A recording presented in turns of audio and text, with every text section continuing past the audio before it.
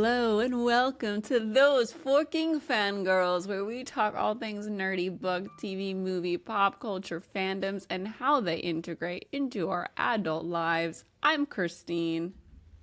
And I'm Natasha. And today is our new moon special. We're going to be discussing all things Twilight, New Moon, our experiences reading the book for the first time, our experiences when the movie was coming out, all of the hype, all of the anti-hype, what it meant to us, all of the things.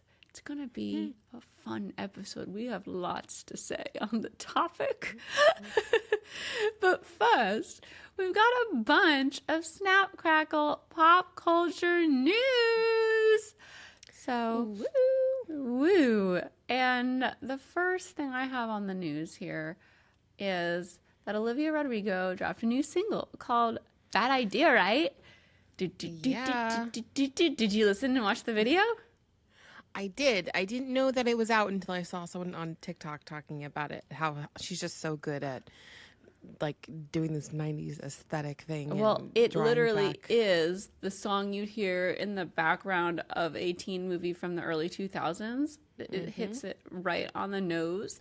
Very, very well in a very catchy way. Like, seeing you tonight, it's a bad idea, right?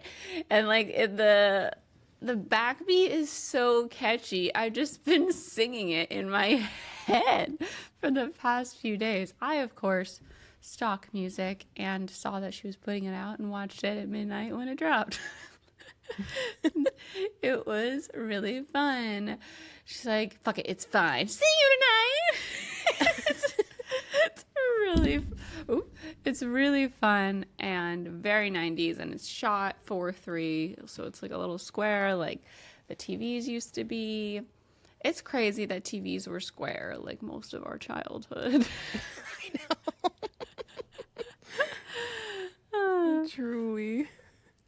Oh my gosh, Emily says that her fiance's brother's girlfriend, that is a mouthful when you say it out loud, is in the music video. That's very cool. Abby says Forking Fangirls production crew strikes again. Yeah, also an insider from our latest Q&A. We recorded a Q&A yesterday for our Team Edward and Above patrons. It was really fun. So if you want to check that out, you can check out our Patreon. The link is in the show notes. What? Yeah, that's part 3 to part our AMA. 3 of our like super our final intense AMA. I feel like these are all very like intense questions, and it was like a very honest discussion all 3 times. So you can check those out on Patreon. I think that's a good segue into announcing our extra episode for August. Announce it. What Tell is it, us. Christine? Oh, okay. So we're going to do a Taylor Swift fill in the lyric episode, and you guys who are a part of our Patreon get to send in parts of the lyric, and we have to fill it in. And we'll be doing it live when we record it. We have a date, but we'll announce it on the Patreon, and it'll be for Team Edward and Up. It'll be our bonus episode for August. It's going to be super fun. We've played fill in the lyric games before, but doing it live with y'all who come to the recording is going to be super fun. You don't have to come to the recording, obviously. It's going to go up on the Patreon after we record it, and I will put up a post for you to submit like the start of lyrics on the Patreon post so that you can also submit whatever you want, and we will use them during the episode. It'll be super fun, and we'll be recording that in a couple weeks. Cheyenne says that was her idea, so thank you, Cheyenne. Thank you, Cheyenne. Yes. Oh yes, so we got this idea from our post on Patreon, so you also get to perhaps like give us topics for new episodes, because we want to hear we want to record what y'all want to hear. So we asked what y'all want to hear in the next few months episode wise, and you guys give us so many fantastic ideas. We can't wait to form episodes around them. And yeah, if you didn't see that on the Patreon, you can still, if you are a patron, you could still pop on whatever you want us to talk about. And we are formulating our schedule for the rest of the year right now in terms of like what we're going to be discussing in our episodes. So that is there. All right. Big segue back to the news. This, speaking of Taylor Swift, this is kind of old news now, but Taylor announced 1989, Taylor's version. Finally, she did it on her 19th show of the Eras Tour on the 8th month of the year, on the 9th of the year, so 1989. And it's coming October 27th! Woo, with 5 bonus tracks. 5 bonus tracks. We're so excited. Did you see how on the original album art, she's wearing the sweater with 5 seagulls on it, and then on this new album art, there are 5 seagulls free in the air. So there I are did 5 not take songs notice of that. that were trapped, and now they're going to be free.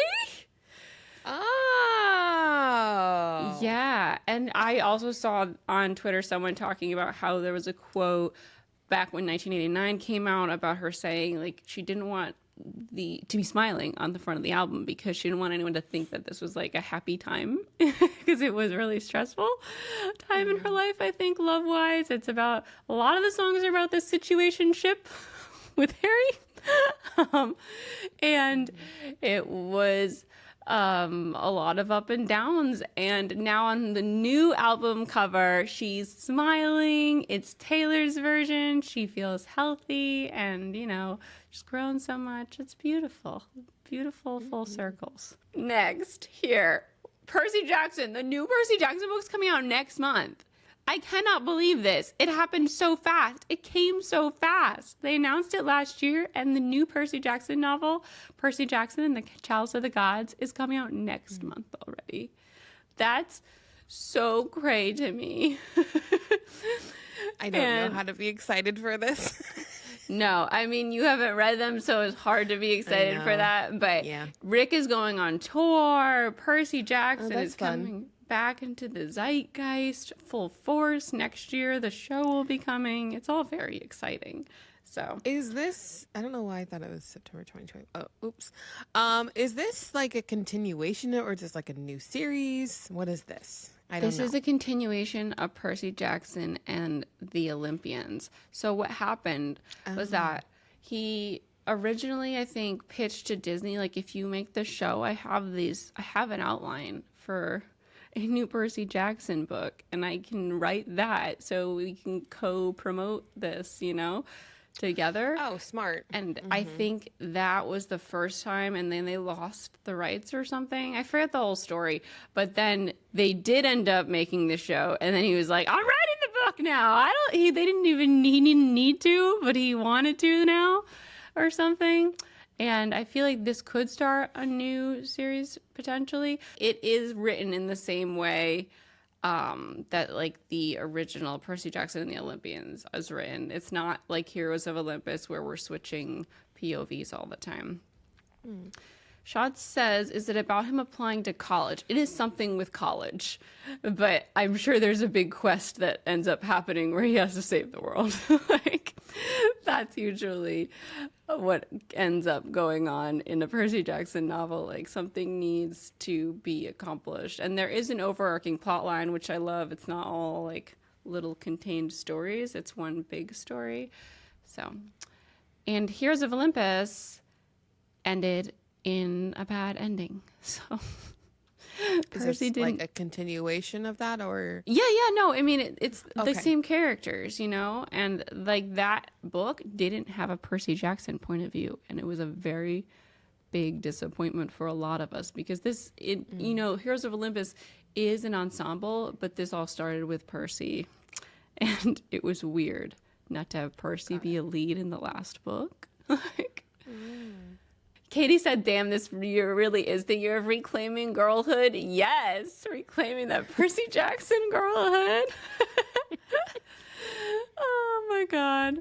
All right. And one more thing to announce. We are planning a Twilight Hot Takes episode. We're going to react to your hot takes. It is going to be so fun. I'm so excited. Yes.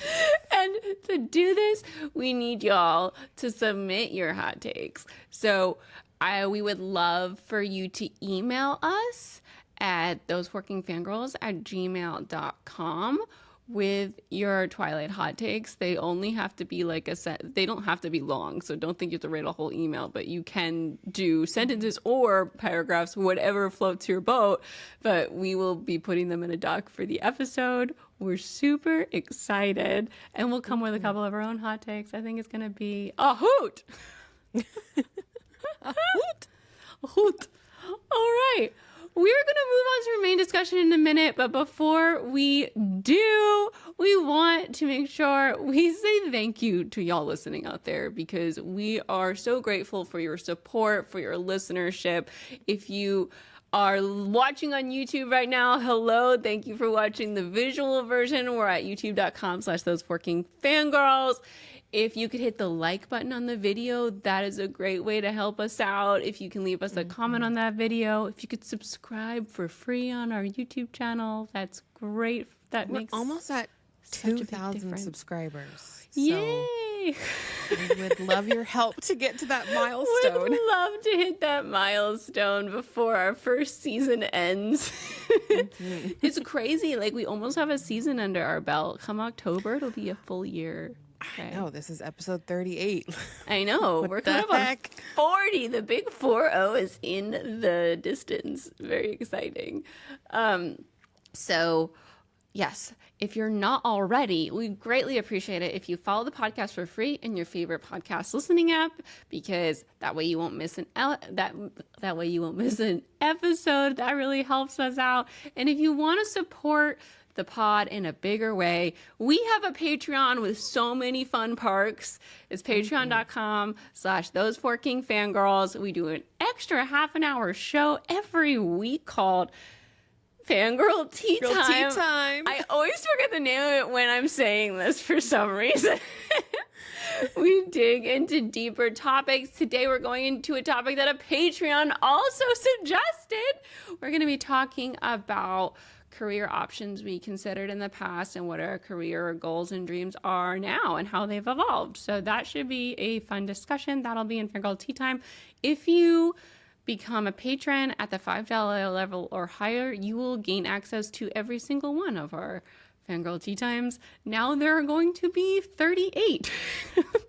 That is a lot of content. Every episode's half an hour.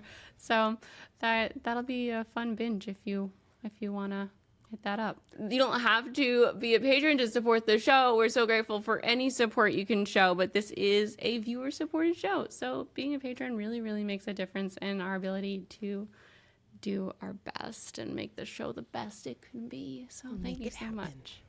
Making it happen. All right. Moving on to the main discussion. New moon!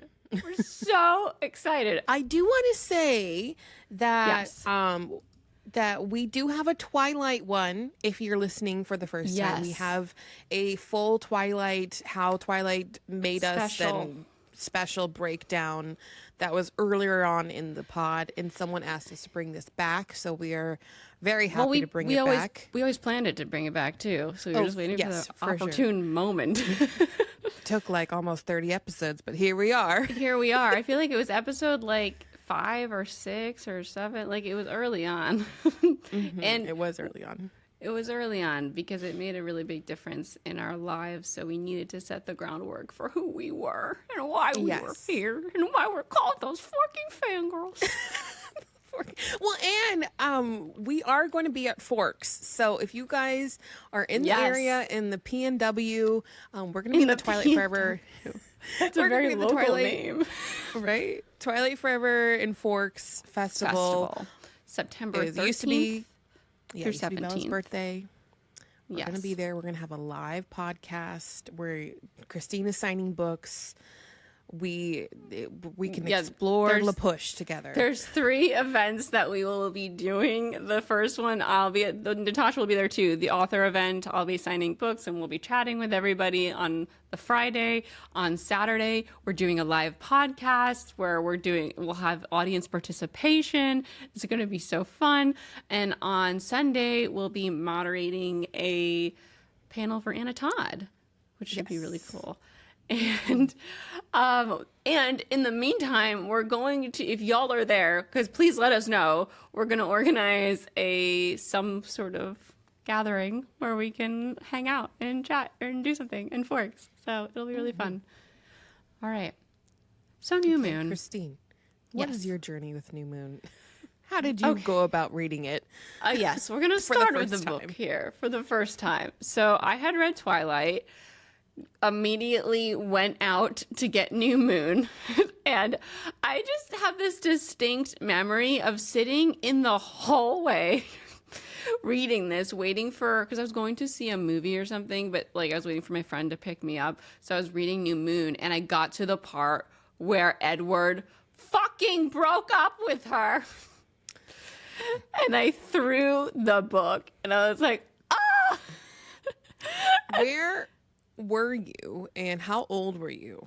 So, okay, I was in my original house that I grew up in, and I was sitting on the carpet in the hallway next to a balcony. So I threw the book into the balcony. It didn't fall over.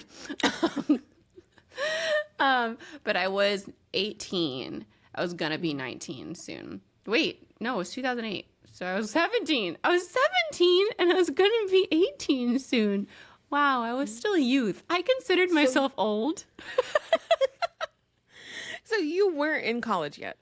I wasn't yet. I was going to be in the fall. So yeah, it was June and Breaking Dawn would be coming out August 2nd. So we were working up to that. There was already a trailer for Twilight, but I didn't watch it because I didn't want to watch it until I finished the series. You know, I think I watched it after Eclipse because Breaking Dawn wasn't out yet. Anyway, so I went to the movies. I came home and went back to reading, and I had to make sure that Edward's fucking name was going to be in it again before the end. I did this. I wrote down the same thing. I did the same thing. Yes. So I saw that it was like 365 pages. Yes. And I was like, fuck, at least we're going to get back. I couldn't stand it if it was a whole book without him. No, I just needed some hope. Like I Yes. just needed something so I could Yes. like just get through Yes. the whole thing. Yes. And I also will never forget. I feel like this changed literature for me forever. I will never forget getting to those months and flipping the blank pages. Like that hit so hard. It was just like January, February, March, nothingness. And I'd never seen anything like that in a book before. I'd never seen like the nothingness that comes with such a dark, depressive era described so perfectly. Like they hurt and they made such an impact, and I think about them all the time. Like all the time. I and for years to come, I would just think about them. Like what an impact those chapters of nothing made. And I just think they were really, really beautiful and deserve to be like almost, I want to give her flowers for that over and over again. I really want to ask her like next time if we get a chance to talk to her. Yeah.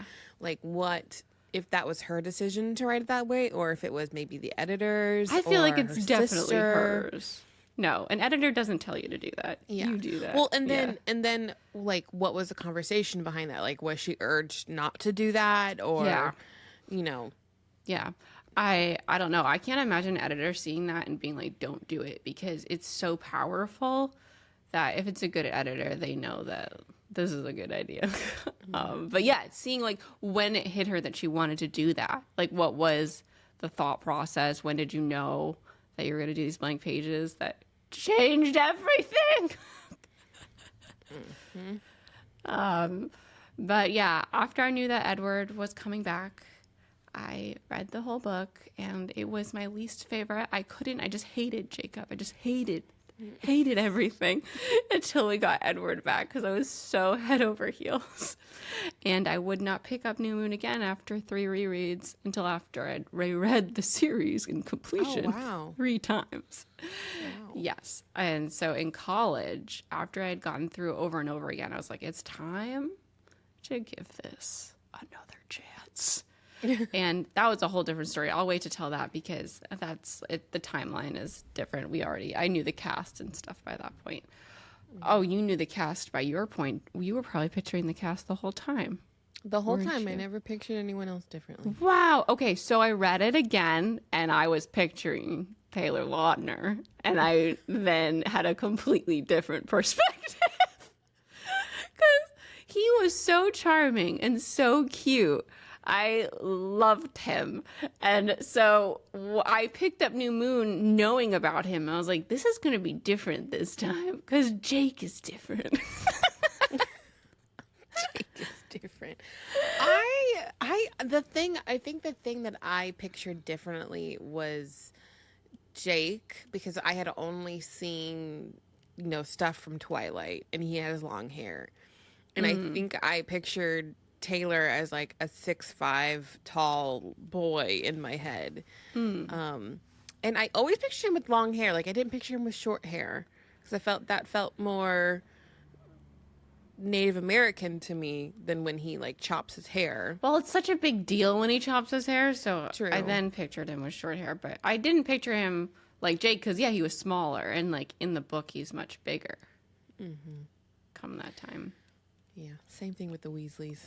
But like in the book, it was kind of like the opposite of Rob. Like I pictured Edward being really lighthearted and fun and not like this brooding angst monster constantly who's so serious. And then I pictured Jake being so angsty all the time and like pining after Bella when she was clearly in love with someone else and being like annoying about it, you know? Like, we can't be friends anymore, Bella, but like in a more serious, angsty way. And then in comes Taylor, who's like a ray of sunshine and lightheartedness. Like he just bounces around off the ground because he's so like, he's got these positive vibes radiating out of him. So it's so different. And it completely changed the character for me. Interesting. What about you? Tell us about your adventure. Okay. Well, first of all, I just want to say I was a Jacob hater, so it did not change anything for me. It didn't change because you started as a Jacob hater. Yes. I binged the entire series over Christmas vacation in 2008 after the movie came out, which was November. My mom bought them for me. So as soon as I finished Twilight, I went straight into New Moon. And I was expecting like a continuation of the romance. And I remember opening the book and being like, what? We just breezed through the summertime? And we just get to hear how much fun they had.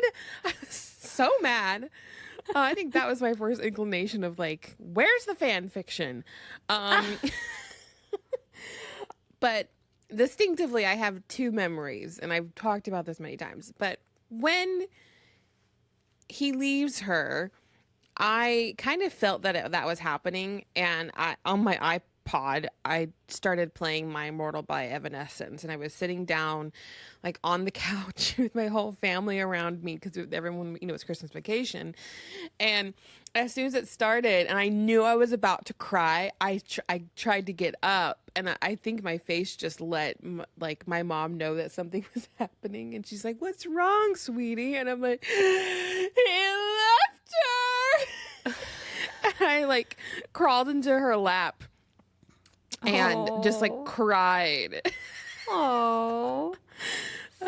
She did not make fun of me, so that was nice. I don't think I even cried. I was too mad. Oh, I was big tears, big cry. Yeah.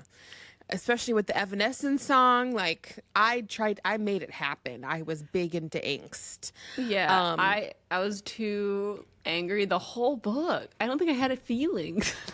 And the next thing I remember, so my best friend Abby, she's the one who got me to read it. She's the one who introduced me to a lot of things back in the day. And I texted her like my updates. She's like, "Please text me your updates. Like, tell me your thoughts." Because I feel like I kind of knew what was gonna happen. Like something bad was gonna happen. Because she was like, "Tell me everything." Because she wanted to know your thoughts. Yeah, that's a spoiler. And I remember being so angry at her, and I'm being like, "Why did this happen? Like, why did you make me read this?" And I was just like, anger texting her with my little, QWERTY keypad. I think I ended up calling her one time and just going over my thoughts, and I was just mad. I was very mad. Yeah. And I feel like I don't know if I cried at all throughout the whole book. I'm trying to like search back because I cry a lot reading, but this book is so sad for so many people. But for me, I let the anger take me alive so that I think I wouldn't get upset about my true love, Edward Cullen, not being there for 365 pages. But so It was a rough time. you immediately like had Eclipse with you already because you had the box set, which is nice, right? So you could go right into Edward. I, for some reason, bought them. Well, I know why, because I was like working for like $10 an hour and I would buy the one book at a time. I didn't have my parents like ever get me books for Christmas because they fucked up the one book, Harry Potter book for Christmas. Like they got me book 3 and I was like, they can't handle, they don't understand a book. To ask for something else. But anyway, okay. So the New Moon movie was like kind of tied to your experience. You already knew it was coming. You already knew all the characters here, right? Yeah, but this was my time. Yes, I Like- want to hear about it. Like, how were you leading up to the release of New Moon after just binging all the other ones after seeing the Twilight movie? Like, you didn't have the pre-hype before a movie. You went the full-on movie hype. Yeah, well, it was. I definitely remember it like people not being as excited as I was, but I didn't care. I didn't care. I was my own hype girl. Like I was just pure hype. I was so excited. And I think it was a couple months after, like, I think it must have been like March or April or something. And they were filming the Italy scenes. Oh yeah, And, I remember that. but this was, you know, after months of me, you know, it's like the Matrix when they plug into the back of your head and you're just like all this information just goes in. That was me for months, just reading everything and going back and watching interviews. And I was like trying to catch up. I bought all of the shirts. Like my room I started putting up Twilight. posters. Like the DVD came out in March. So like I finally got to watch Twilight. Oh yeah, and then- I forgot. You hadn't seen it. You only knew the No. trailers. Oh my gosh. I watched the crazy. trailers. Abby showed me the Yes. trailers because I Yeah, was like you saw trying the to find trailers. it. Yeah. And but I specifically remember them filming in Italy and the paparazzi photos coming out of them filming that scene. And There were so I many. I went like rabid. I was like, what? This is everything in my head coming to life. I Yes. printed out the photos. Paparazzi And photos. I scrapbooked them and I put them in one of my like binders. And then I came to school that day. Oh my god, your Twilight binder. Natasha had Twilight quotes in all of her binders, just plastered all over them. Yeah, like like in the those In binders the in clear the plastic laminated thing you could slip a piece of paper in on the top of it. Yeah, and you had one for every class. Yes. So I had like 6 binders with 2 plastic things, and they all had some Twilight scrapbook in it. And it was all like cute. highlighted. Yeah. Quotes. I remember being in biology class and being like, look. And I was like trying to show anyone that I knew remotely had any interest in Twilight. And everyone was like, what? And I was like, yes. Do you see this? By the way, yes, I was that forking fangirl. This was my sophomore year of high school. This was 2009. March 11th, I turned 16. Okay. That March, I also did the Twilight convention in LA. That was my sweet 16th Oh, okay. birthday. And then that summer, I did the New Moon Comic-Con. So this was the beginning of events for Natasha. Like, this was the beginning of fangirl. This is how it all started, was just the times in between Christmas 2008 and then when New Moon came out in November. So I had a whole year that just transformed me into the crazy rabid fangirl that I am today. All right. I was in a completely different bubble. So and if you were around pre-movie for the Twilight hype, it was a completely different atmosphere than post-Twilight hype. So pre-movie, everyone was excited for Twilight. Everyone unabashedly read Twilight. All these people who I was around who consider themselves fucking intellectuals, because I was going into college and I was, around a lot of smart people in Boston, and everyone was like, oh, what's Twilight? Like, I'll read it. Da da da da da da. And like, I was super hyped because I had just read all 4 books and was continuously reading them on a loop. And I got all my roommates. So I was in a quad. So everyone read Twilight. One of my roommates had already read all 4. So as soon as we moved in, we were like, oh my God, yeah, Twilight. Rob Pattinson is going to play Edward. It's going to be amazing. Also excited. Go to the premiere. After the premiere, everything changes. Everyone's like, the movie was bad. And I'm like, what do you mean? You don't understand how much work went into this movie to make it good for the fans. You didn't hear Catherine Hardwicke in this interview or this interview or this interview or this interview. Like, you have to give them a chance. They only had $1 million budget. What were you expecting? Yeah. I had to go on the defense with Twilight.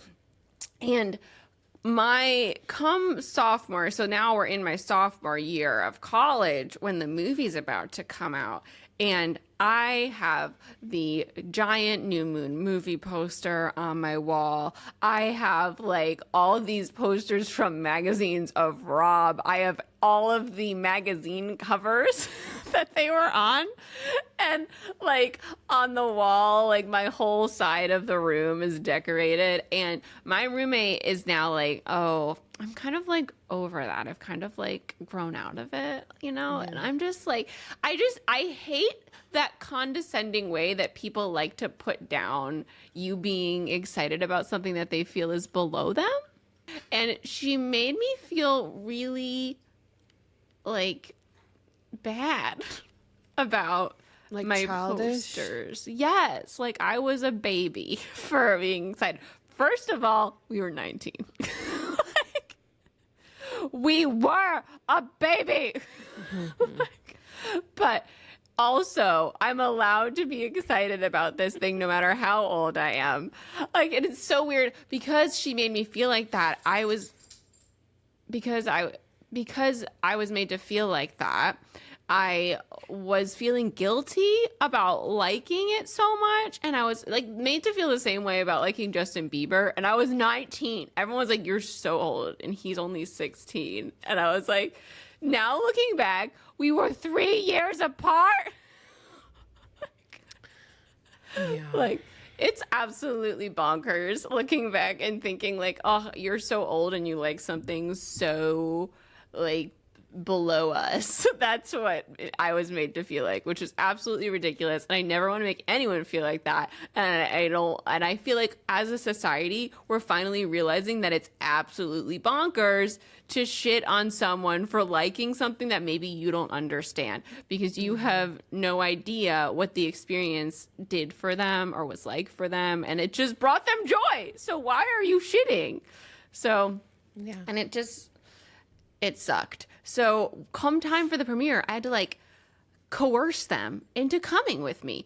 Meanwhile, last year, they were over the moon about Twilight. And like the fact that I still loved it this much was this weird thing. And I made a video called In Defense of Twilight on YouTube. Like I was the girl in the screenwriting class that after the movie came out, they were like, "Did anyone see Twilight?" And I was like, "I did." And I'd like to say that I think they did. I think it was much better directed in terms of like I was just like I was singing all of its praises, like pointing out all these things that were improved from the first movie and like how it was more self-aware and all this stuff constantly. Yeah, so I was that girl. And the next year I think I just had a Rob poster up in my room because I didn't want anyone to be commenting about my Twilight shit. Anyway, that was my new moon experience in the movie section there. I was still watching every single interview and obsessed with it and like all of that stuff, but I didn't feel as okay about being outwardly excited about it. I would always have to be like, so let me explain to you why this is good. Like, let me explain to you like why I like it. And I hate having to go into something you love to be like, okay, so this is why it's okay for me to like this. Yeah. How many times did you see New Moon in theaters? I think saw it twice because I couldn't afford to keep going because it's expensive in the city. But also, no one would want to go with me more than twice. Oh. How many times did you see it?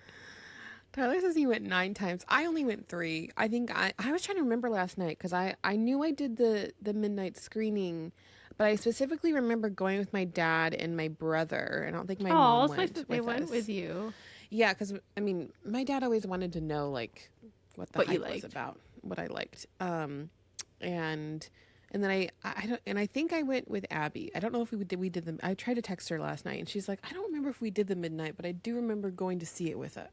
I think we might have taken the Edward Barbie with us and like sat him in a chair in between us. It was like Christmas or something. That's really funny. Yeah. So, all right. I want to ask, so we haven't talked about this yet, and I think this was like such a fun part of the hype was all the fucking interviews. And we didn't talk about it in Twilight. And I think we all have our favorite interview from the Twilight era. And I have a very, like, this one's so distinct in my mind. Do you have a favorite interview before I go into this detail?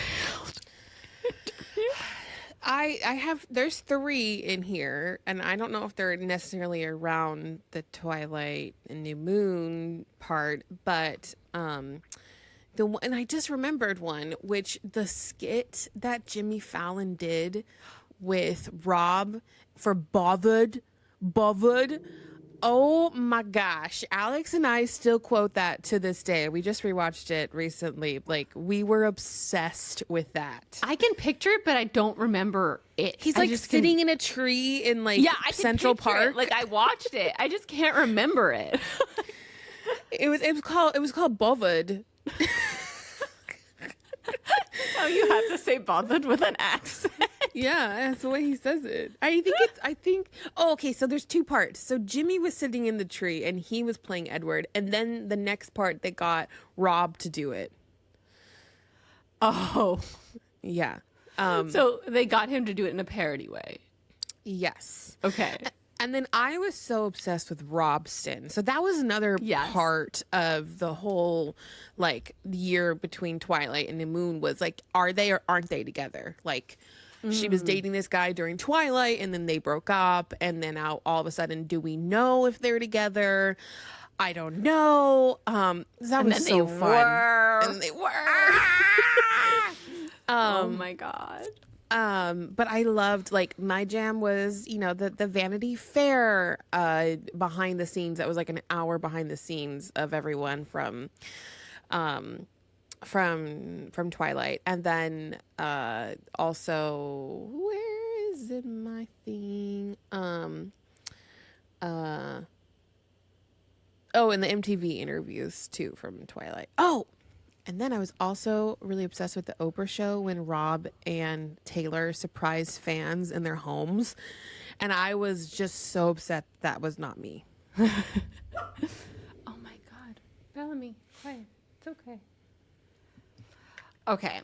So none of those stand out to me. Like, I watched all of those, and the MTV interviews were actually like, I don't know how many times I watched those. I think they were the first ones, but my favorite by far, which I watched 1,000 times, was the Tyra Banks interview. Tyler just said Tyra Banks. Fucking Tyra Banks had Taylor Lautner and Robert Pattinson on right after Twilight, I think it was. And I will never get over this interview. So I hadn't watched it in like, I feel like 8 to 9 years. I have no idea how long it's been. But when it came out, I watched that interview over and over again. Tyler, okay, I just rewatched it. I couldn't fucking believe this interview. So they sit down next to Tyra, and she's like, oh, Rob, this is immediately, we go into it, and she's like, Rob, I hear fans have been crazy. They've been asking you to bite them. And he's like, yeah. And she's like, I want you to bite me right now. Like, they just sat down on a couch. Oh, and he's like, oh, really? And she's like, really? I want you to bite me. And she moves her hair. And he's like, where? And she's like, on my neck, right here. And then Rob has to lean over and bite her. And she's like, oh my God, he's really doing it. It's like, you asked him to like 5 times. Oh, that makes me uncomfy. It would make us so uncomfortable. Like, this interview would never happen now. There is just so many lines that have been crossed. And then she's like, Taylor, you have amazing teeth. I've never seen teeth that amazing. And he's like, do you want me to bite you with them? And she was like, yeah, bite my leg. 17. Oh my God. And then she was just kidding though. She was kidding. And then she has this awkward transition because she does not want him to bite her leg. Okay. Then immediately pulls out thongs that say Team Edward and Team Jake, or Team Rob and Team Taylor. I don't know if it's their names or if it's Team Edward and Team Jake. And she puts it on their shoulders, and Rob is like clearly uncomfortable, and he's like, oh, there's a stain on this. And she's like, no, there's no stain. This is clean. No. She like immediately shuts it down. But like, it's just like, Taylor is so, he's so young and so like, oh, he laughs. And she's like, what's so funny? And he's like, I just can't. I just hate these. Tyler says the thongs had their faces on them. No, they didn't. Not these ones. They had, like, it was written. It's white. It's like a white plain thong with, like, team whatever on it. But there were thongs with their faces on them. I remember that in merch, too. This was just the writing. So, okay. Then she's like, oh, my God, so tell me about the groupies now. There must be a lot of girls coming at you. Are you dating? Oh, Lord. And she looks at Rob and she's like, I love this dirty hair, and touches his hair. No. And I feel like Rob gives her like a weird look. I just like violated. It's just so much going on here. Okay. And she asks Taylor if he's dating, and he's like, not one, but I'm dating. And she's like, you're dating more than one girl? And poor Taylor, who's like a little teenager, he's like, no. I mean, like, I'm just not dating one person, but I date. And then, so then there were these girls who got trampled at a Stephenie Meyer book signing. Oh, There's my gosh. 3 huge fans of Twilight so she brings Taylor and Rob behind stage. They don't know, these girls don't know that Rob and Taylor are here. And this is the part that made me so fucking giddy, because of course you could just picture it being you so easily, right? Mm-hmm. So these girls, she brings them out after a commercial break. They've been trampled, and she wants to bring them on the show and have them compete for a piece of Twilight memorabilia, which is the Volvo that he drove during the show. But they don't know the one from the movie. Okay, his silver Volvo. This is amazing. Like, this is the dream. So Tyra Banks brings out these 3 young women, and she's like, did you get hurt? And obviously they got hurt. They got trampled. The girl's like, yeah, I mean, like, I was just lying on the ground and people were just like running over me. Like, I didn't get like seriously break anything, but it was like a lot. The other girls don't get to speak on how they were hurt. Only one. And then she's like, well, we're going to give you a chance for this memorabilia and we're going to play this game. Okay, so there are pies, like tons of pies on 3 different tables. And she is like, these girls have to put their face into these pies without using their hands and get these bats out of the pies with their teeth and put them in a bowl. And whoever gets the most bats out of the pies in 30 seconds is like going to win whatever this prize is, okay? But the fact, then they're like, she's like, we're going to bring out some judges. And they bring out Rob and Taylor, and the girls lose their shit in such a real way. I would too. They just start screaming and backing away from them, like, like hugging each other. Like, it's amazing. I'm gonna leave the link. I almost wanted to play the clip, but like, you have to see it. You know, you have to watch it. And I just was so giddy and overwhelmed for them. And like, as they get closer, the guys get closer. The girls kind of like back up into each other. It's amazing. But then she's making them do this really like embarrassing thing in front of these boys that they're like in love with. The one girl says something about giving Taylor or Rob her number. And then Tyra's like, did you just ask him if he wants your number? And she's like, well, I mean, if he wants it, I can give it to him. She was pretty smooth about it, but like, I'd be so embarrassed if Tyra did that to me. So then they're sticking their faces in these pies that are like full of whipped cream. They're having to do it at light speed to win this Twilight memorabilia while Rob and Taylor are right there. Okay. So they get to the end of the 30 seconds and the one girl, the one that asked about her number to Rob, Taylor goes up to her and takes a finger and wipes her face where the whipped cream is and puts it in his mouth. What? Yes. And it was like one of those things you read in a YA novel that like makes you screech. Oh my Lord. I would have died. And she's just like completely living in this moment. Like you can see she has this like sly, like, oh my God, I'm playing this so cool. But it was amazing, okay? All 3 girls are covered in fucking whipped cream now, and Tyra's like counting the fucking bats, and she wants Rob to do it at first with these tongs, because they're like jelly bats, that like the kind of stuff that you would stick to a window, that kind of like weird decoration that were in the pies. Yeah. And Rob is like struggling with the tongs, and she's like, let me do this. I don't think you cook. Because he was doing it too slow. And Rob is at like peak disgusting hair. You know, it was like an oily bird nest. It's good hair. But this girl who won, like when they bring her out blindfolded to the car after this, and she just dies. And it was like exactly how I feel like any of us would have reacted in that moment. Like I just felt so seen by these young women on the show. And Rob is just like laughing because she's so excited and he's like can't believe it.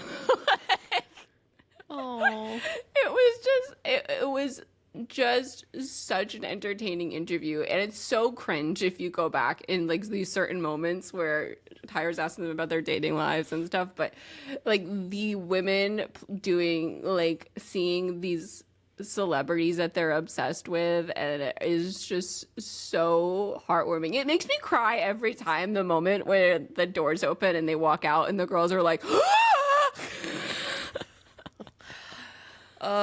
I remember like making myself think like I would have a scenario like that. Same. I would dream about it. I mean, I did meet them during Breaking Dawn Part 1 and Part 2. Mm-hmm. So, and I just screamed. But the dream always was to be like at a bar or at a coffee place, and it just so happened to be like behind you in line is Robert Pattinson. You just casually end up talking, and then like he asks you out, and then you like start dating, and it's just like happened, and you just like don't mention that you're obsessed with Twilight, but like down the road you're like, isn't this funny that I like love the movie? That was the dream. That was me going abroad. I was like, well, I might see Rob because he's British. Because me and Taylor were definitely endgame. Oh my God, Tyler says he styled his hair like that in high school the Rob way. Yes. Honestly, that hair was everything. It was everything. It was. Okay, so everyone has to watch this Tyra interview if you haven't watched it yet. I Please remember watch being, it. I think I didn't love this interview because I remember being distinctly uncomfortable watching it. So I never like rewatched it again. I was screeching all throughout it. Like, she was just asking all these questions. It was definitely like intrusive, but it was all the questions that you like want to ask but can't and you shouldn't ask. But like, as a fangirl who's obsessed with like Rob and Taylor, it was almost like, oh my God. Oh my God. She's asking all the questions we want to know. Yeah. Yeah. But the bite was very like uncomfortable.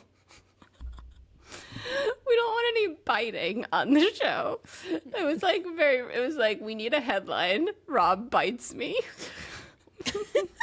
So, moving past this, I want to know about your New Moon premiere memes because you were prepped for this premiere.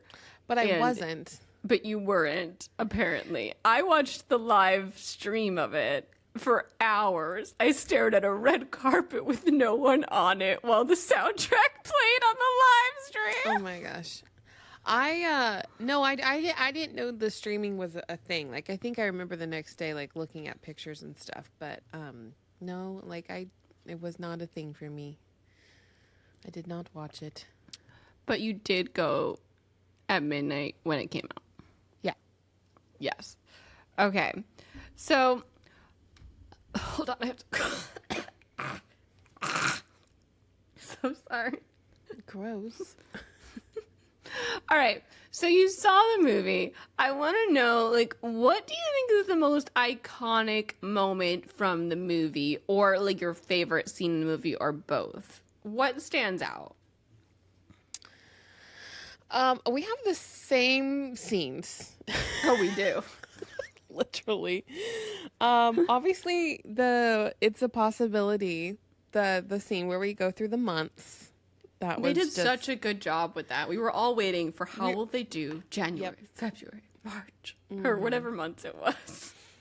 It's so iconic, and people still recreate it to this day. Yeah, I recreated it in my Kesher Bieber musical.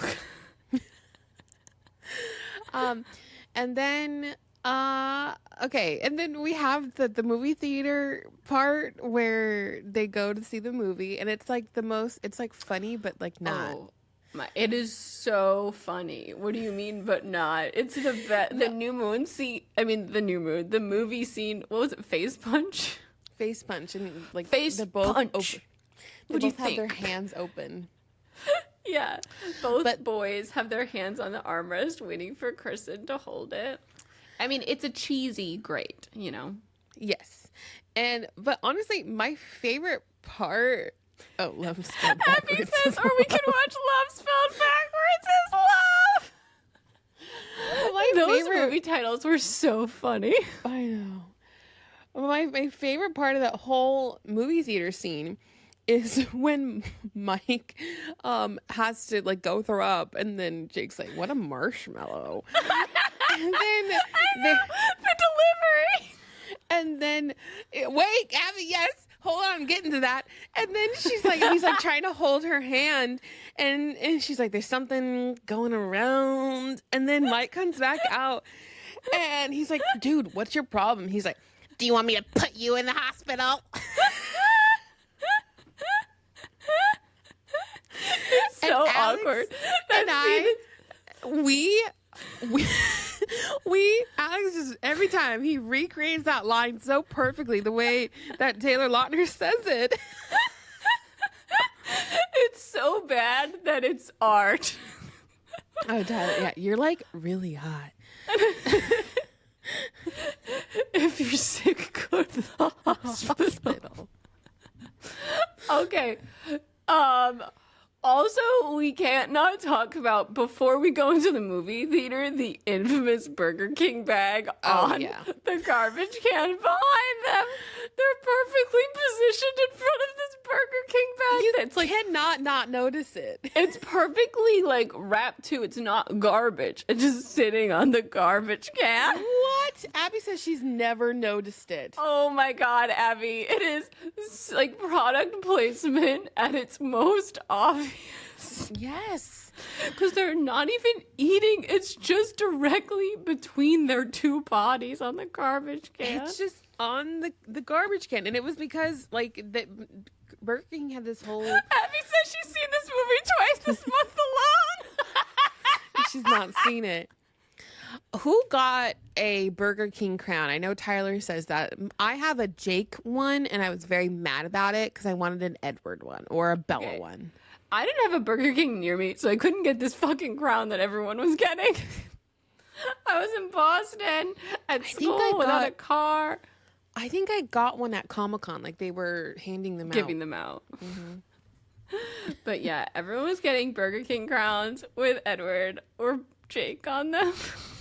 I still have mine. I don't have one. Sad times. But...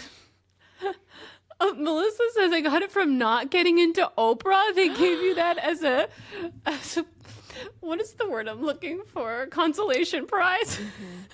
Oh my God. Wow. Yeah. So those scenes were super iconic, but we also have, I think the scene now having rewatched it, the scene in the classroom where we're moving past everyone as they watch Romeo and Juliet is so funny. Oh yeah.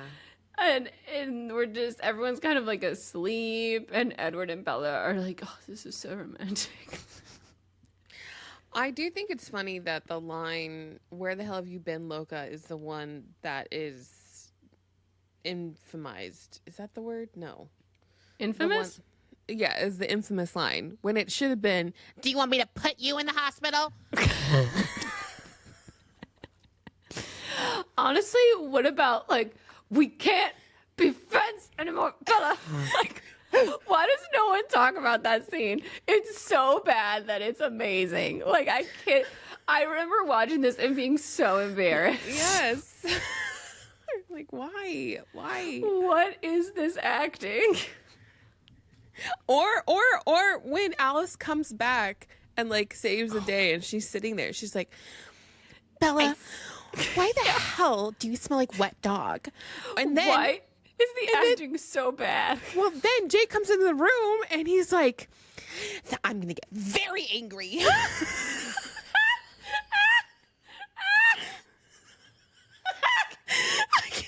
Why did he say it that way? Is he supposed to be funny? It's so bad. And it's like, I don't know why everyone's acting is terrible, but it's like they all agreed except for Kristen, who's always like very genuine in whatever she says. I know. Juxtaposed. Jake is just like, I don't know, like a bad Hulk. Like the way he said, like, no one's gonna like me if I'm angry. Like the way he talks is like nasally almost. I don't know what he's doing. Yes, it's very nasally. It's very nasally little boy. It's like, I don't know. But also, like, do you want me to put you in a hospital as a line? What were we thinking with that script? Okay, but the Volturi scene is actually like the highlight of the film, I think. Oh, the scene where they're fighting for half a second. It's like, finally, we get to see Edward do his thing where he's super fast. He, like, disappears when he's fighting. And the slow-mo. And it looks really good, or where he gets the crack on his face. It's like, oh. Yes. And then it goes, and, like, heals up. See, a lot of people, I think Andrew, when he was on the show, was talking about how bad New Moon was. But the thing was, it was bad to the point where it was good. Like, it's so campy that you can't not enjoy watching this movie if you have the right glasses on. Like, I'm going to enjoy this for how ridiculous it is glasses, you know? Yes.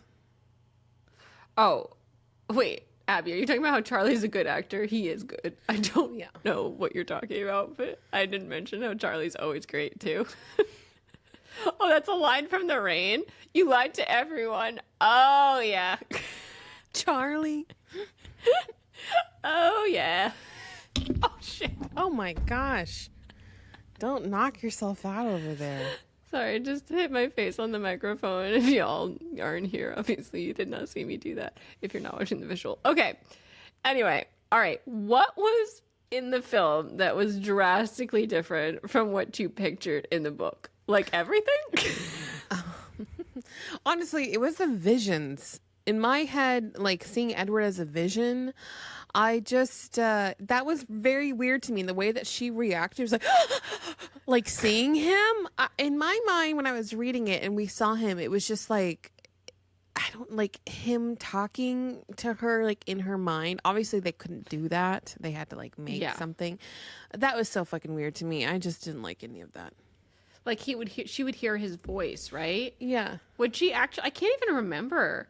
I remember when I first saw the Edward talking to her clip of the motorcycle, I was like weirded out, but I've now gotten so used to that weird ghost version of Edward that it's hard to bring back what I originally pictured.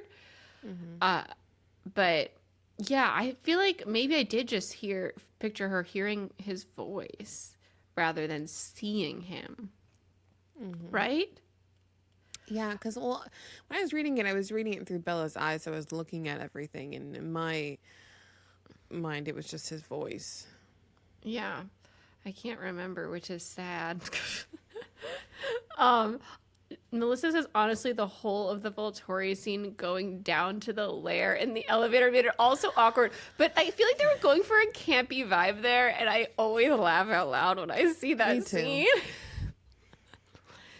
Like, that was comedy. And I feel like it doesn't go with the original Twilight, which is so serious. And then, like, Chris White's was going for, like, some of this was funny, and he was just leaning into it.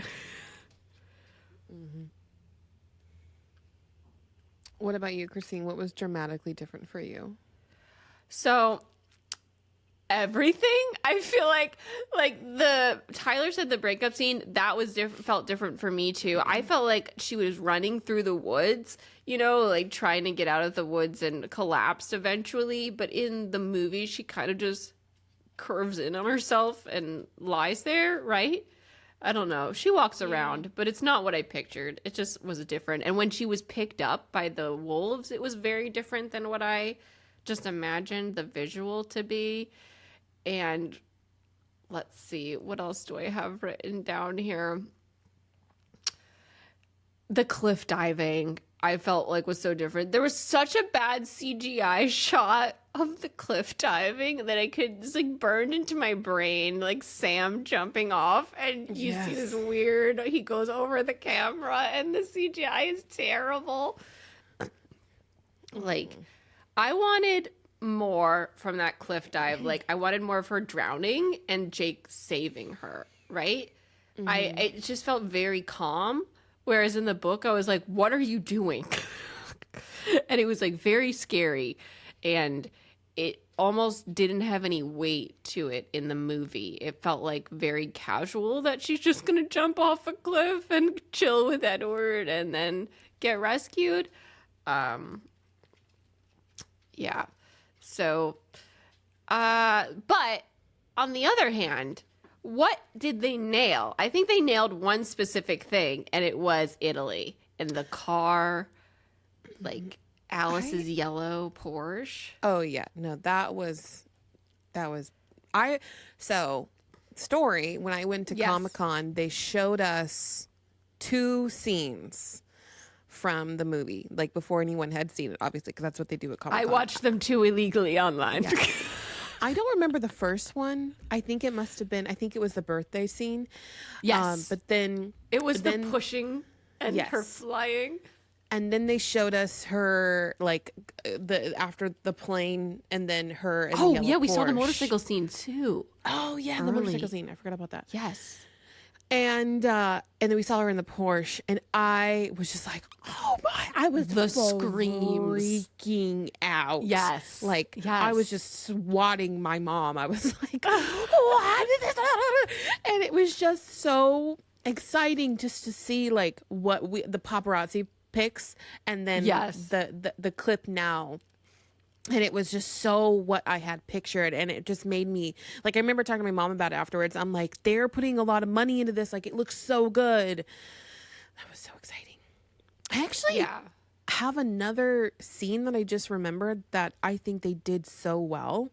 Which one? Was when they were chasing Victoria. And it was that whole montage scene. Yeah, with the music. With Tom York, I think that's the song. Yeah, that scene is incredible, and it's like her, walking up towards the cliff to dive, and then Harry Clearwater dies. Oh, it's so good. Yeah, it's one of their better moments. It's not like again what I pictured, but it was a good scene in this movie, for sure. When you get to see the wolves chasing her and she's escaping and all that in slow motion. Mm-hmm. So and there's like one scene where like Harry sees her behind Charlie, and then it moves, and then she's gone. She's gone. Yeah, it was like a little horror film within the rest of the movie. Okay. You know, one thing from that Volterra scene in Italy, though, that always annoyed me was the face. Rob's face when he's standing there bothered me so much. He looks so constipated again. I hate it when she like pushes him inside, and he's like, heaven. I'm like, shut the fuck up. And their kiss scene is so poorly cut. Like it's like a little fight scene, like when they have to switch angles, and it's just like these transition shots of them kissing. It's also a very weird kiss. It's like not hot. It's like no, it's just like ugh. It's weird. It feels like very weird and strained. And I know he's trying to be Edward and like straining for control, but it just comes off weird. Yes. And I remember Rob talking about how he had to like get his stomach waxed or something for that scene. That, and he was airbrushed.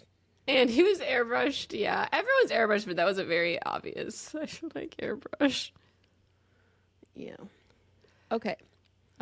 So let's see here. Do you have any stories from your New Moon conference? This is when I went to one Twilight conference, and it was the New Moon era. And I know you went to like so many cool things with the actual stars. At my little conference in Parsippany, New Jersey, they had all the wolf pack. And I, like, Jared from the wolf pack, like, stepped on a chair in front of me, and I was like, oh my God, this is amazing. He's right there. And I paid for a picture with Paul from the wolf pack, and his name was Alex, right? I can't remember even his name anymore. Alex Mendez. Yeah, he was like the coolest of the wolf pack.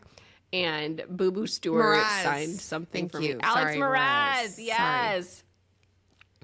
And yeah, Boo Boo Stewart signed something for me. I took a picture with a cardboard cutout of Edward. And I met the Hillywood show. They had their little booth. And I paid for a picture with them too. Yes. So my Comic-Con story is all over my YouTube channel. So if you guys wait, is this the Comic-Con year of the story with like with my mom with the yes. Okay, you guys have to watch that video if you haven't watched it. I'm gonna link it. Yes, that was that was literally the most exciting thing I think I could have ever done. I did not know what I was getting myself into. I did the panel for New Moon for Comic-Con, which I'm literally like my claim to fame. And then they were meeting people at the movie theater. Like they were going into every theater like down the street, and then waited in line to see them, and like the entire cast just walked into the theater, and I like got my book signed by Nikki Reed and Kellen Lutz, and I was on cloud nine. So but that was summer 2009. A couple months prior, I did the New Moon, like the Creation Entertainment Comic-Con convention that went around the country. We had Peter Facinelli and Kellen Lutz. And at that time I was in love with Kellen Lutz. I brought his cardboard cutout, and I had a picture. I bought a picture with him and Peter, and Abby was in that picture with us. And then I bought a solo pic with just Kellen. And then I also bought the brunch with Kellen and Peter. So a brunch? Oh my God. So we did the photos first, and that was so exciting because I got into the room and they told us that they need to move the line, so he's not going to do any hugs. And then I got into the room and it was coming around with my cardboard coming cutout back to me. And he looks, as he's taking a picture with somebody else, he's like, "You have a cardboard cutout of me?" And I'm like, "Yes." And I got it. I placed it behind us. And then he gave me a big hug. Oh, it was the best. And then I think we hugged like stomach to stomach. I was 16, by the way. And that was the photo. And then we did the brunch. And so it was Melissa like everyone says, they said no hugs, all of us. Hey, can we hug? Yes. All the time. And then we did the brunch. And that was really fun because then Peter and Kellen would sit at our table and we would all talk to them. And they both signed my cardboard cutout at that point too. So I didn't have to pay for a signing. Although I think I had like the gold membership, so I got signings anyways. So, and he signed my picture. But I was just living. Honestly, though, that was really fun. But I do want to mention, because I didn't mention before, those conventions, that was where I had my Twilight community. Like before BookTube, I had Twilight. And that's where I met Amy and Melissa, who's in the chat here. I met her at one of the conventions as well. Those people have known me since I was a baby. And they're the ones who I would talk to online and on Twitter, and who I would be fangirling with because I didn't really have anyone in real life. And that's how I started the whole Twilight community, was going, I gave Melissa a Kellen mug, was going to these events and seeing the same people over and over again. And I still keep in contact, and I'm still friends with so many of them. And it's so fun to go even to like the Twilight Forever and Forks festival, because I still see those people that I saw, almost 4 plus like 14, 15 years ago. It's crazy. Gosh, it's been so long. And that is what made me like keep coming obviously back. Was I never went with anyone to those conventions. Like after my first convention, I went by myself, and I hung out with people that I met at that first convention. That's really cool. I mean, that's like when I started going to the YouTube conventions, like I finally found people. But yeah, I didn't have anyone during the Twilight era to like really be excited about stuff with. That's why I made a book channel. But yeah, that sounds so nice to have people who were like just as excited at the time where you were doing all these events. We need to talk about the New Moon soundtrack, because every Twilight soundtrack is iconic. Like I think universally everyone in the world can agree that these soundtracks were top notch, even if they didn't like Twilight. And before we even get into the soundtrack, I just need to talk about, like, I was convinced that so much music at that time was about Twilight. And on the Fearless album, having just reread Twilight a million times, I was convinced convinced that Taylor Swift wrote Breathe about Bella in New Moon because I had never experienced heartbreak. New Moon was my first experience with heartbreak, literally. Yes, mine too. Literally. I wrote that down Yes. somewhere. I don't know where Yes. it is. And her talking about how she can't breathe without Edward, like she can't take in a breath. And I'd never heard stuff like that before. And then in Taylor's song, she's like, I can't breathe without you. I was like, oh my God, how could this not be about Edward? Like she's definitely reading Twilight right now. And I also just wanted to note that when Bad Guy came out by Billie Eilish, like the famous line from Twilight, what if I'm the bad guy? I feel like inspired that wording. Like I can't imagine it not being, not that I want to be like Billie Eilish made a huge Twilight reference and it was an enormous hit, but like I feel like Billie Eilish made a Twilight reference and it was an enormous hit. I thought about that. I'm the bad guy. Oh my God. First thought when I listened to it, I was like, Edward! Okay, so my favorite song on the album right off the bat was Satellite Heart, but like after I saw the movie, I was obsessed with all the songs and I listened to them last night and honestly, I was listening to Shooting the Moon and I started to cry because I was feeling so nostalgic. So I think Shooting the Moon is my favorite. What about you? I do love Shooting the Moon.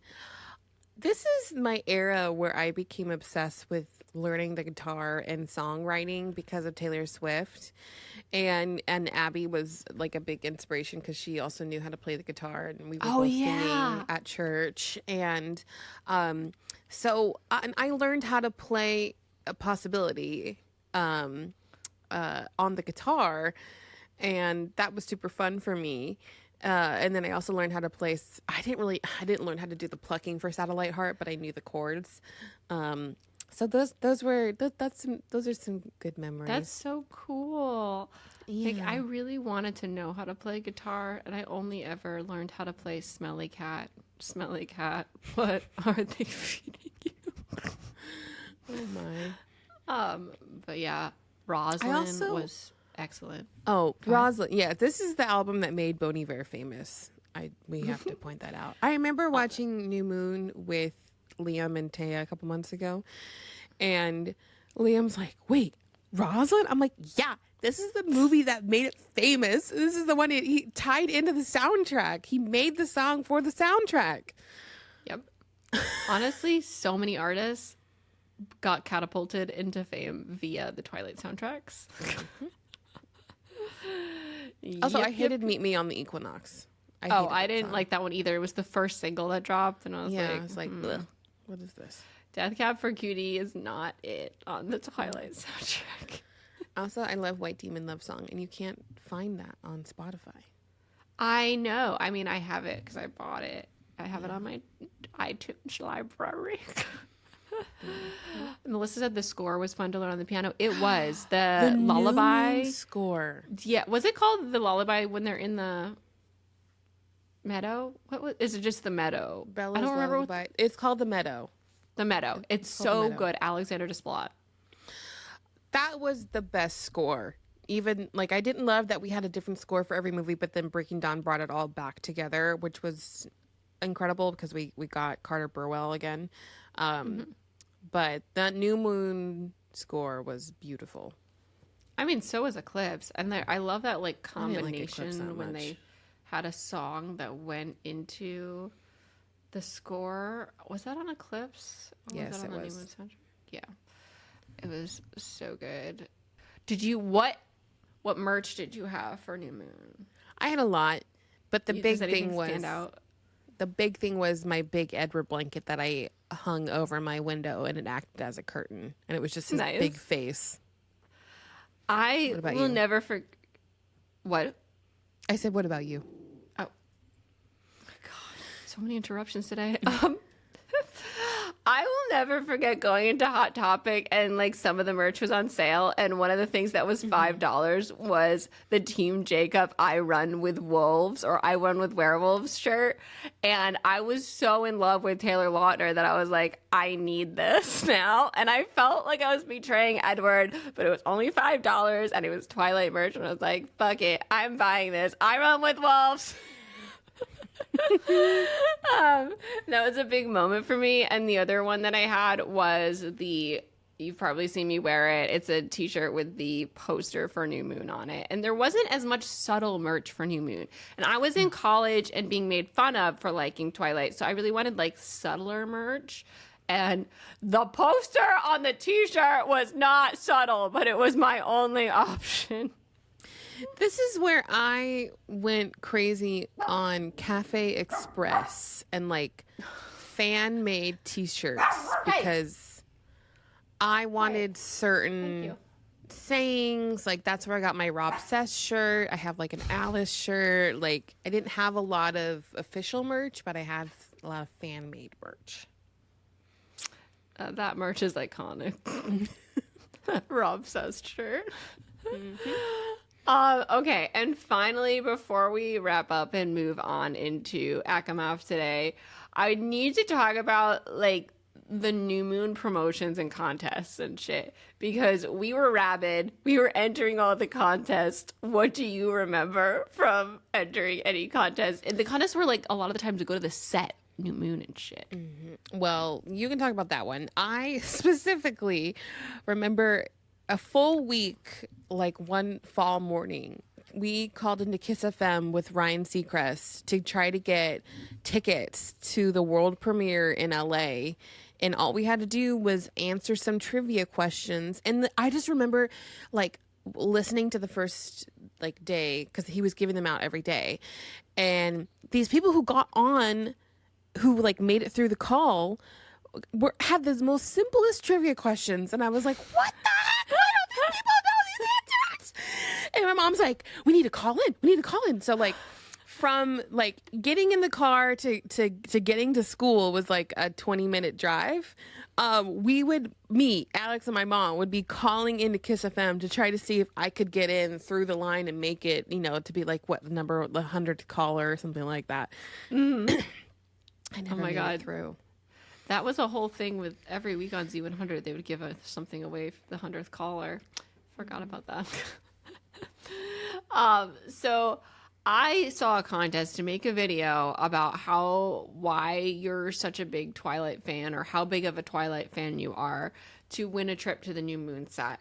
And maybe you've heard me talk about this story a little bit. Like, this is why I got a passport, because I was like, I might win this contest and I need to be able to go to Vancouver.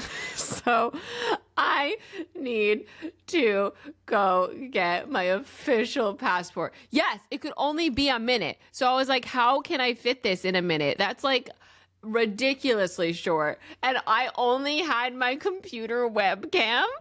So I just remember I stood in a handstand, like upside down, talking to my webcam. What? About why I should win, because I love Twilight so much. I like talking about my second set of Twilight books and all this shit. I'm so sad that I don't have that video, because I know it would be so embarrassing. Like, I remember at the time I also had like a weird rash from like sitting on someone's stupid couch that they had gotten off of the street.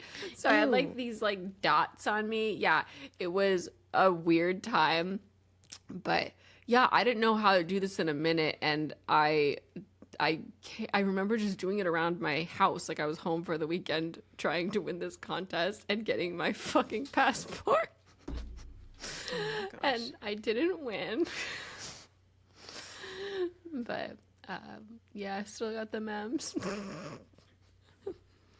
And we didn't talk about the Hillywood parody, but that was a moment in time during the New Moon era. Like, it was so good, and it was peak Hillywood. I feel like it made me like the song "Thinking of You" by Katy Perry. Mm-hmm. And the second song that they used was Pink's "So What." I studied this video. I watched it a million, gajillion, dajillion, bajillion, gajillion, million, dillion time. Yeah, Melissa, you were in the Hollywood parody? Did you say that earlier? That's so cool.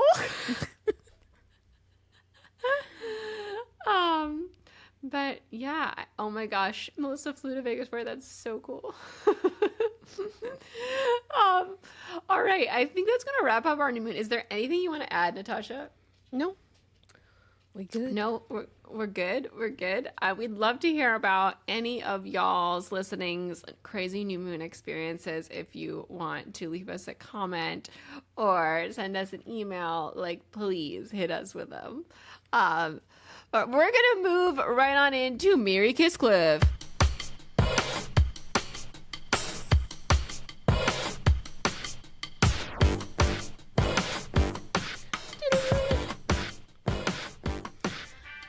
Okay, it's my turn this week. All right, so we got the social medias, the not so favorite social media. Like the scrubs of the social media. Okay, so Mary Kisscliff, Threads, X, meaning Twitter. Ew, I hate that you wrote X. That's what it's called now. I hate it. Twitter or Snapchat. Mary Kisscliff, what are you gonna do? Well, I'm gonna cliff Snapchat. I've always hated it. I have no patience for that app. I literally downloaded it and then deleted it within a day both times that I had it. And then I used it for some videos and I would delete it right after. Anyway, Snapchat, no. I feel like this sucks because I don't want to say that I'm going to marry X, but if I'm being honest, I'm always checking X. You are. And I always forget about Threads. So I guess kiss Threads and marry fucking X. And our names will be X and XT in May. And we'll have little X children. What about you, Natasha? Yeah, I'm cliffing Snapchat. Anyone who has Snapchat is a red flag to me because they're just trying to send something. I mean, a lot of the naughty. youths have Snapchat. Yeah. Don't they still? Any man over the age of 25 who has Snapchat is a red flag, okay? There. Nicole has Snapchat. I don't understand. What is the point? My cousins still use it, and Olivia. They just like send each other snaps. You could do that on Instagram or I don't know. Or just take on your like text thread. It's mostly food pics. My favorite thing is watching like the youths like take a photo like, or they literally just take a photo wherever they are. I'm like, what is the point of that? It's just like a private version of taking pictures so that they disappear. Yeah, I guess so. But it does get people in trouble that Snapchat has like location services and you can look to see where people are. And I'm like, what the heck? Well, listen, Be Real is already like dead. Be Real is dead. I'm so bored of that. But Be Real like takes a picture from the front and the back of the camera at the same time. So that's like its thing. Yeah. Okay, so I think I'm going to kiss X or Twitter because I've really stopped using that platform for a very long time. I will go on it periodically just to check news. Abby says Be Real will never die in my house. It's dead in ours. And then I'm gonna marry Threads. I posted my like third thread yesterday and I was like, oh wait, I do like this platform. I just need to remember it's here. I was like, you use Threads. You never threaded. No. I did when I first got it and then I forgot about it. I'm not into the whole like I've never had a viral tweet. I don't love like I love my Instagram stories. That's my favorite place. Yeah. It's a different way of thinking over there for your posts. Yeah, it's not my favorite. All right. We're going to move right on to chapter chat. We are up to chapters 11 and 12 of A Court of Mist and Fury.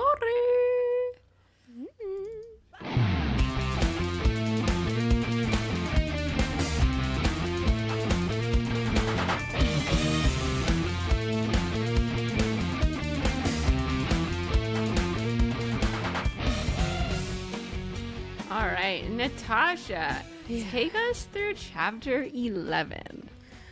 So when I started this chapter, I was like, oh, where are we? I forgot what happened. It's been a few weeks. She just got brought to the night court for her second night court run.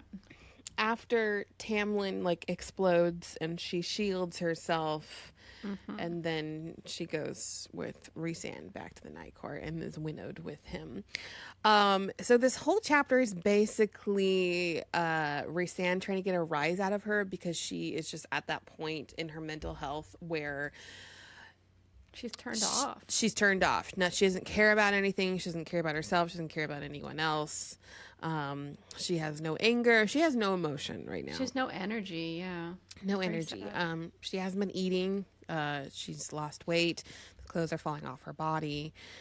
And it's also like the first time that we not the first time, but like Rhysand cares about her, and I think she is finally seeing this from her. We know as a reader. Yeah. But when she goes she turns to go to her room, when he winnows her over, he like desperately asks her to join him for breakfast because he just wants to see some form of life through her. Yeah.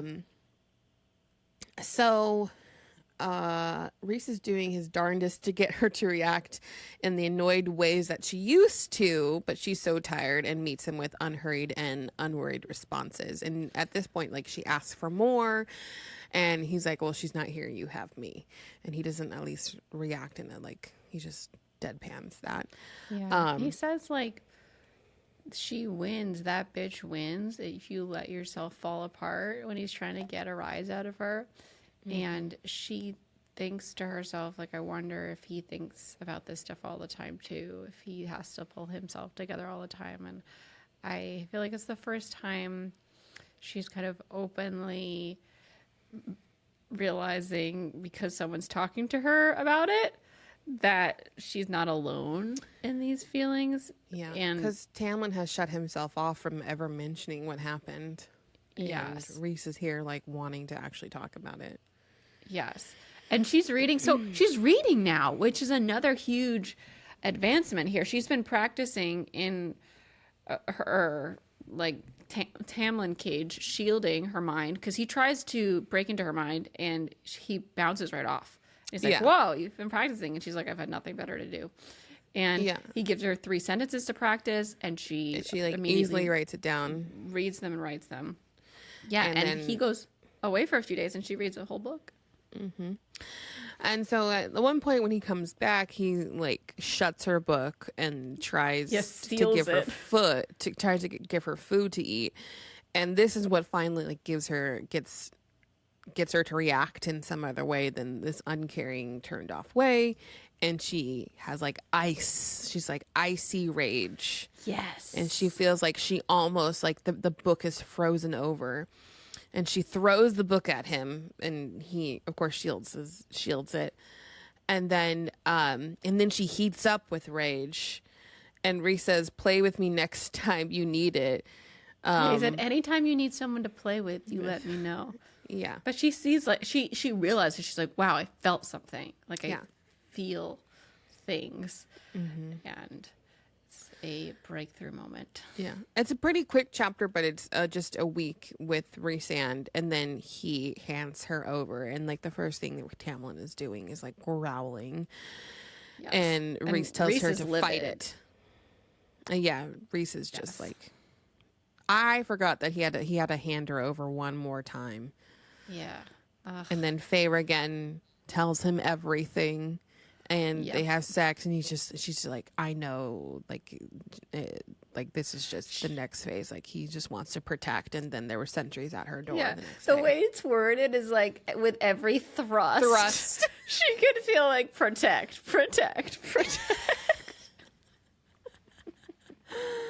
Oh man.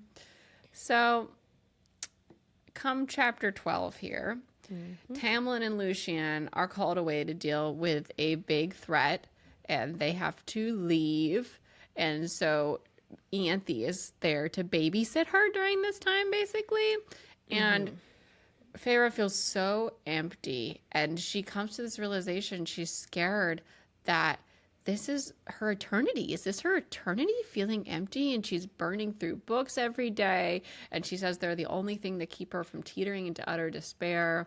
And then when Tamlin gets back, he goes into a room with Ianthe to talk to her about things that, again, Feyre's not allowed to hear, which is so ridiculous. Yeah. And she sees Lucien's hair, and she has a PTSD episode thinking that she's seeing Aramantha, and her claws curl out of her fingers.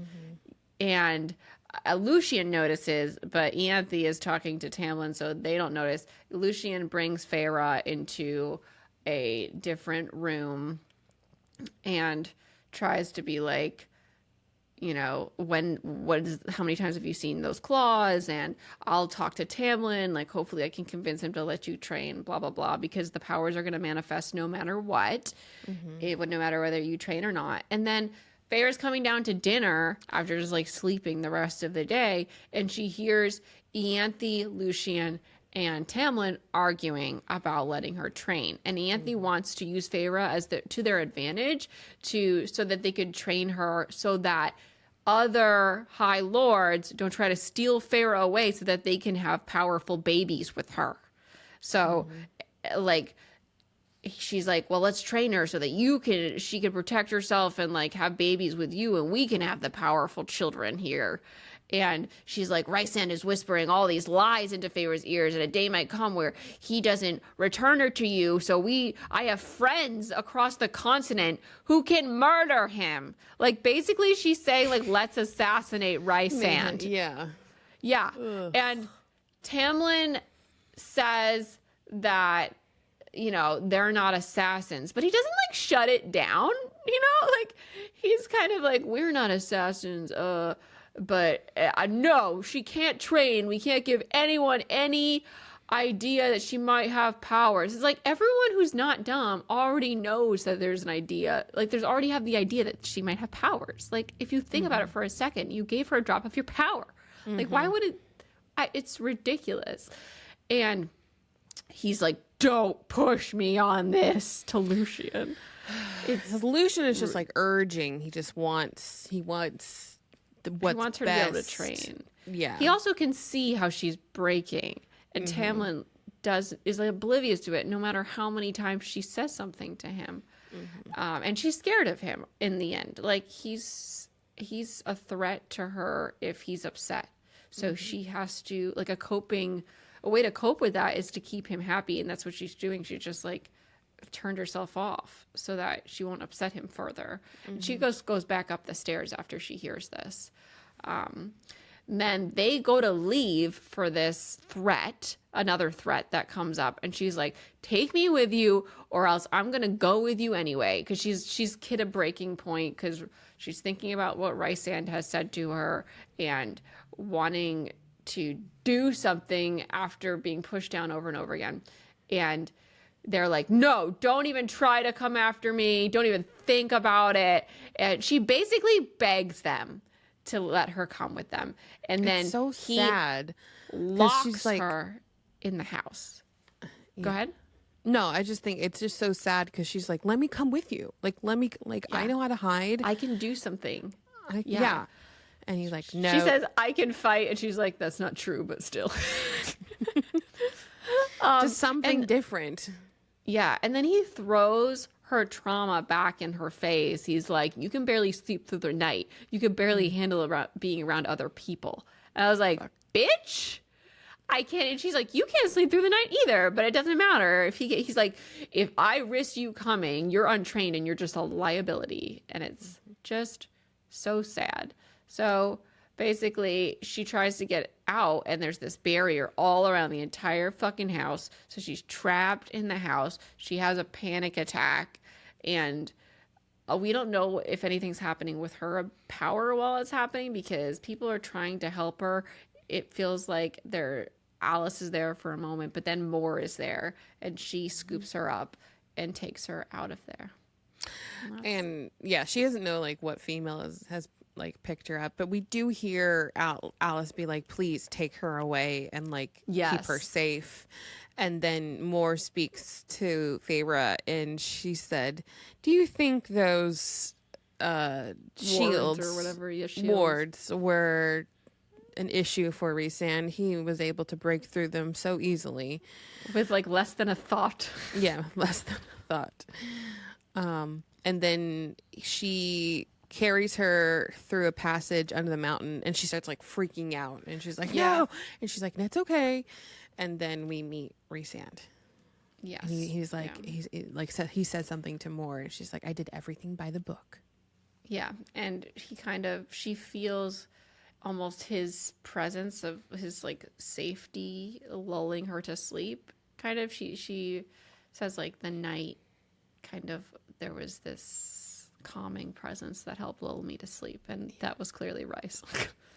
And something else happened where when she like curled in on herself and started having a panic attack, she said she was trying not to scream, but all she wanted to do was scream. And then she felt things melting off of her, like her ring melted into gold and like her clothes or something like that. So yeah, it was almost like, is it literally happening or is it like happening in her head? Yeah. So it was an intense chapter. We're finally out of there. Are we out of the woods yet? Are we out of the woods yet? Are we out of the woods yet? We're out of the woods. Very exciting. And that is going to be our episode for today. Thank you all so much for listening. We are going to go record our Fangirl Tea Time episode. And if you're not already a patron, that will be available. If you want to check out our Patreon, patreon.com/thoseworkingfangirls. And our podcast is edited by Alex Polis and Jake Needham with music by Cole Jenkins and vocals by Heather Traska. We put out episodes every Friday. We're on Instagram at Those Working Fangirls, and we're on TikTok at Those Working Fangirls. We're all over the place at Those Working Fangirls. And I'm Christine. I'm Natasha. And we'll see you next week. Bye, y'all. Bye.